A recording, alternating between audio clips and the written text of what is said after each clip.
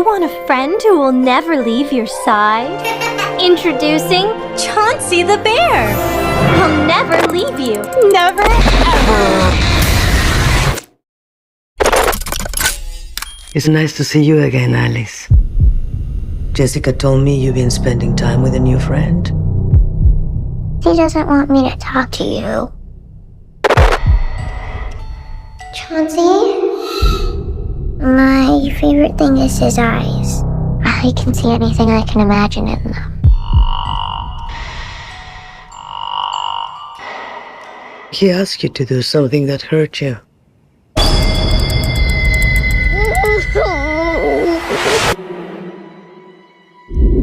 Every culture has a name for it. We call them imaginary friends. Just because you stop believing in them doesn't mean they're gone. And they're angry that you left.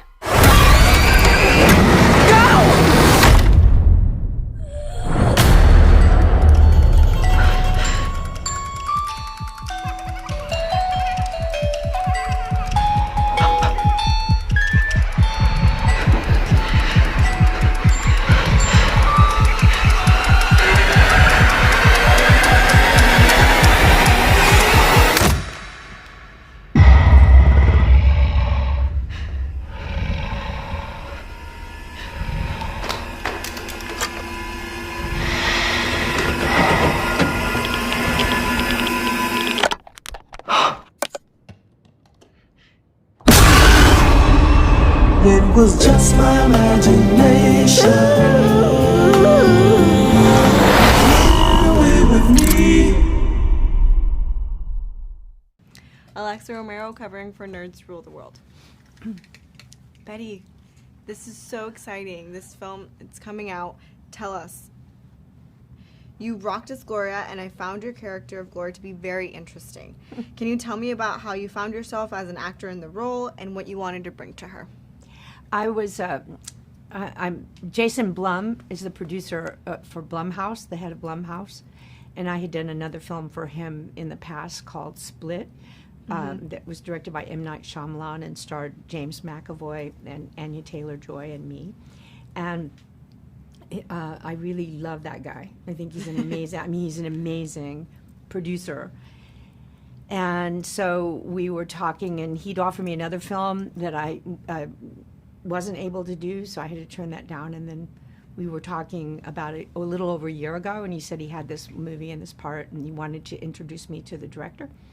So I met Jeff Wadlow on Zoom, and we just we laughed through the whole interview, and he offered me the role, and I was really excited because I really like playing weird, eccentric characters, white-haired ladies, weird ladies in horror films. And at this point in my career, I've done several strange characters, and I think it's really fun to play that. So, and I liked the film. I thought it was I liked Jeff Wadlow's work, Bridge Hollow. What's the name of that cat? Where did she go? She's outside. What is that film called that he did? The Netflix film, Jeff Wadlow's. Something. It was number one on Netflix. And I'm having a moment here. I need my assistant in the room, obviously. I'll check for you.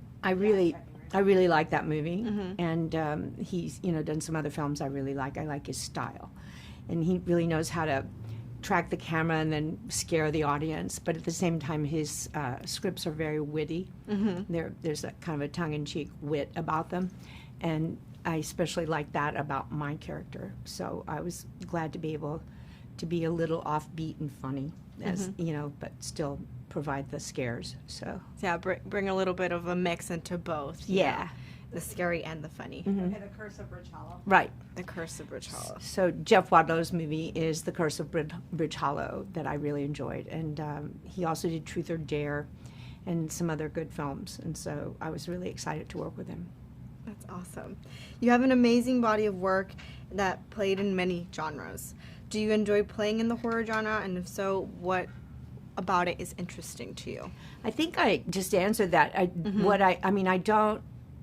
like witty horror movies. I like horror movies that take you on a scary trip, you know, and you never know what's around the corner, you know, and you're like, oh, and so it's like that kind of dread and anticipation, and then you turn the corner and there's the scream moment, and then there's like this wit to it, the humor along the way. I don't like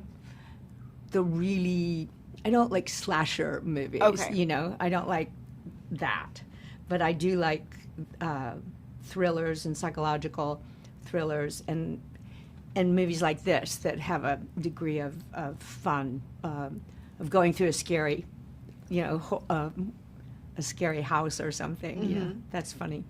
So you enjoy being in this genre, and as an actress you get to play in these different roles and kind of, you know, essentially act like a person that you're not. But in the real world, do you like scary stuff? Do you enjoy going to haunted houses and, you know, those kinds of activities? That's the word I was looking for, haunted house. Yeah, I do. Like when I was a kid, I had 3 younger brothers, twin brothers that are 3 years younger than me, and then my youngest brother, who's a big TV director, producing director. He is the producing director of Sweet Magnolias. They're shooting their 4th season and I used to gather my brothers together and we'd create like a haunted house in our garage. And then Halloween, we'd take these kids through it, you know, and like grapes that were, you know, we'd blindfold them and make them feel it. And we'd brush them with feathers as they walked through, you know. And yeah, I like that stuff. It was funny. I did that as a kid. So you like doing it, or you like it being done to you, or both? I like doing it. Yeah. Because I went to the Chauncey's haunted house last night. The pop-up? Yeah, I went to that, and it was great because they really recreated all the rooms exactly as in the movie, and there were these actors that were acting. Did you see it?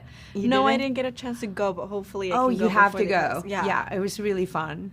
And I really admired the recreation of all the sets in the film, and the spaces in the film.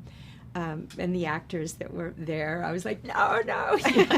You're like, wait a second, this looks oddly familiar. I know. I was like, in this movie, why am I scared? Yeah. As the film's central theme centers around imaginary friends that we have in our youth, have you thought about that in regards to your own personal story? Can you share a little bit about maybe growing up and having your own imaginary friends? Yeah, that's embarrassing to admit, but yeah. I still have these stuffed animals. Like I have a sleeping bear that I always sleep with, and I'm looking at him differently now, which is unfortunate because he's always been a close companion. And I have this cute collection of these little, beautiful handmade stuffed animals that people have given me through the years. And every time I leave my bedroom and then come back into my bedroom, they're in different positions, and I do not know why that's happening. So since the movie, I'm like a little concerned. Like, actually? Yeah. I swear to God. And they have different relationships. I know, it sounds strange, but it's the truth. Wait, but like, how do you know that? Because you can tell the way they relate. They either hug each other or they're like, and I'm like, who's doing that? Who's doing that in my household? But honestly, I think it's them. I don't know if I believe you. Oh my goodness. I would have to see it for myself, but I don't know if I would want to see it. No, exactly. Yeah. So you've never had a fear of like your stuffed animals necessarily after this movie? Yes. Is there something else that you've... Well, they've got the Chauncey bear that they made, you know, that Lionsgate is part of the promotion and stuff. And when I first saw him, I was like, I think I want this Chauncey bear. And then I looked at him and I held him and I was like, no, I think I will not take him home. Yeah, no, and there's one that moves too. Oh, no. I haven't seen that one yet. Last question. Yes. Why would you tell people to see Imaginary? Because it's fun. And because it's like walking through a spooky house, and because the acting is really good. Our leading lady, DeWanda Wise, is beautiful to watch, and she's a wonderful actress. And little Pyper Braun, who was 9 when we made the movie, she's like amazing little actress. And Tegan Burns is, you know, teenager, and she's beautiful and an amazing actress. And it was so fun working with them. And Tom Payne was really great, and I loved him since Walking Dead, you know. So we have this great cast and a brilliant director and a fun, scary story, and what's not to love, you know. Awesome. Thank you so much for your time, Betty. Thank it was you. a pleasure talking nice to you. Nice talking to you, too. Thank you. Good luck today. Thanks.